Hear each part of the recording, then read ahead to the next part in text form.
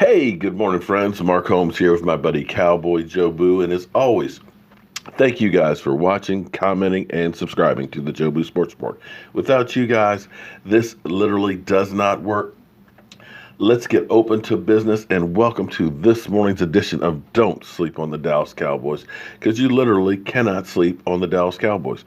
Things can happen late in the evening, late at night, first thing in the morning, so you want to be up to speed with all that is the Dallas Cowboys. And we are just 2 days, 12 hours, 29 minutes, and 15 seconds away from kickoff against the Texans. And guys, I got to tell you, it's Friday. Thank God it's Friday. Make it through the workday today, and we are done. It is the weekend. It is time to start thinking about football. I got to get me some pork shoulders because we are definitely going to barbecue. And as I look at the Texans coming up, remember, I know I'm an idiot. I'm just Joe the fan that talks about football. But remember what I said, and I've said it many, many times. I always tell you, don't get too excited or too upset what you see in September. The talking heads will go off and say, oh, this team's lost it. Is it time to break up New England? How many times have we heard that there's a problem between Tom Brady and Bill Belichick and that this is finally the end of that dynasty? It's over with. You know, when they were 1-2, and Miami Dolphins were leading the division at 3-0. People, at least talking heads, were panicking. But I always say, you don't really know what teams are till about October. Some teams will start off hot as can be, white hot, and then they come back down to earth. Other teams will start out like garbage and get back on track by October. And that's New England in a nutshell. New England, the last 2 weeks, have looked like New England, wouldn't you say? That offense is still looking like Tom Brady. You know, Tom Brady, who a couple weeks ago against the Detroit Lions only had 130 yards passing. Everybody said he's finally hit the wall. He's finally done. Father Time has caught up to him. Yeah, well, he got his 500 touchdown pass last night against the Colts. And they look to be the team to beat again in the AFC. Again, you don't know what you have until October. Last week, for our Cowboys, it was the doom and gloom. The Dallas Cowboys offense can't do jack. They're 31st in pretty much every category and ranking in the NFL.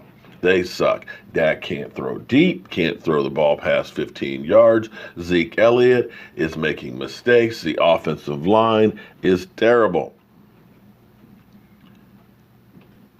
And here it was last week. Zeke gets on track, over 150 yards rushing. Zeke becomes an aerial weapon, 88 yards receiving. Dak Prescott throws multiple times past 15 yards. And the offensive line gets the Ford Truck Tough Award for the week. Getting close to October. Now we're playing the Texans, the battle for Texas. And this is one of those games that you look at the statistics, you look at the numbers, and, you know, things jump out at you. One thing you've got to understand at this point of the season, much like when we went on the road to Seattle, and thus far this season, we're 0-2 on the road, 2-0 at home. As opposed to last year, we were 3-5 at home. We're playing well at home. On the road thus far, not so good. But one thing that you had to take note of going to Seattle, playing on the road, that Seattle was in desperation mode.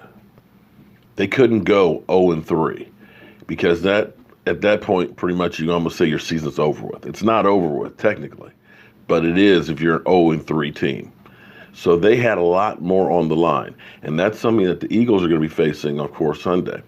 You know, the Eagles, you would think, okay, the Eagles should win this game, but Minnesota, with only one win right now, they can't afford to lose another one. They're looking up now at the Bears, who are playing better than anybody thought. You know, the Bears being one of those teams that nobody gave any credit, that, you know, always goes from worst to first. Yeah. NFL. You know, as much as they try and tell you these are the good teams, it's funny how people nobody expects rise to the top. Now we'll see. It's October if the Bears are the real deal or not. But with Khalil Mack on that defense, you got a pass rusher. You got something to work with. And Mitch Trubisky is playing decent. So you have the incentive for the Texans, who have only won one game, that they need this game a lot. So they have a lot on the line. You don't want to go 1-4. And so when you start thinking about their defense, which is the heart and soul of that team, they got a great pass rush. Their their rushing defense is ranked ninth, which is a little bit deceptive, I'll say. They're only giving up 3.5 yards per carry, which is great. I mean, that's great. But part of the thing is, when you look at the teams that they're not playing teams that are really great running teams thus far. And their games are more shootouts than anything else. I mean, because we're talking about New England. New England has never been known to have a great rushing attack. Tennessee, generally speaking, has a good rushing attack, but not that great this year. The Giants, they gave 114 to the Giants, and the Colts. So those numbers are kind of skewed because teams are trying to pass more. The running game is kind of more an afterthought. But still, their defense is ranked 21st compared to our 5th ranked defense. They're giving up total about 5.6 yards a play as opposed to the 4.9 that we're giving up. So it's a formidable defense, but I believe our offense will have some opportunities to take a few steps forward. The amazing thing is, and it'll be interesting to see the shows this weekend, because last weekend, like I said, they were killing the Cowboys offense. Literally. Terrible. Stone Age. Can't do anything. Well, they went from 31st in the categories to 27th. Not a major move by no stretch. I'm not satisfied with being at 27. But you think that their rankings, with statistics, moved up from just one good game, 4 spots. It's good. If Zeke is really back on track, man, we've got something to work with.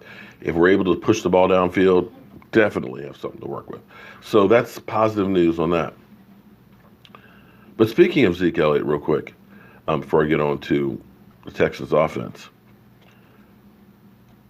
you've got to really start beginning to love what you hear from Zeke Elliott.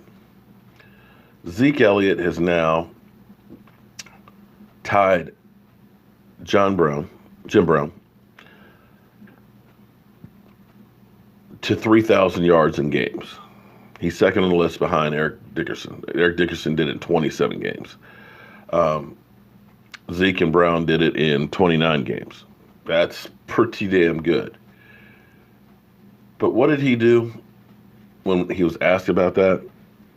He said, I can't do it with that offensive line. Those are the guys that deserve credit. And I'm going to tell you, that is a leader. He is evolving into the guy you had to worry about every weekend. You had to keep checking TMZ to now being the guy that is leading the team by example, by being vocal, by his attitude, his work ethic, showing up and practicing when he could have taken a day off because he was banged up, went out there full go. You've got to love that. Now, when we get back to the offense, like I said, we're not killing anybody by any stretch of the imagination. We're 27th. When you look at Houston is 5th in offense. But again, look at who they played. Now, they've lost to New England. They lost to Tennessee. They lost to the Giants. And they beat the Colts. Again, right now, not great defensive teams. Not at all. They're scoring points, but they're scoring points at teams that, they're not like the 85 Bears they're playing. So looking at Houston's offensive line, which stinks, Watson has been sacked more than anybody else. Look for them to probably do quick-hitting, 3-step dropbacks to try and negate the pass rush. But the defensive line, the hot boys, should be able to have an opportunity to go off and get some. I'm hoping for 4 sacks. Push us to 18 on the season. I'd be ecstatic with that. I think we can get a win there. But again, it's the NFL. Anything can happen. And like I said, this is almost a must-win for Houston to keep any playoff aspirations alive. They don't want to go 1-4. And for us, this is an opportunity for us to take a step forward. You've got the Eagles that are going to be in a fight for their lives with the Vikings. You've got the Redskins going to New Orleans and playing them. And you've got the Giants playing the Panthers. It's going to be a tough week for the NFC East. So we'll see what happens, guys. And with that being said, I got to go get my behind to work. And as always, friends, I want to thank you all for watching, commenting, and subscribing to the JetBlue Sports Report. I'll see you tonight, 9 o'clock Eastern, right here. Have a great day. And remember, when this day is over with, you cannot get it back. So make sure you make the most of it.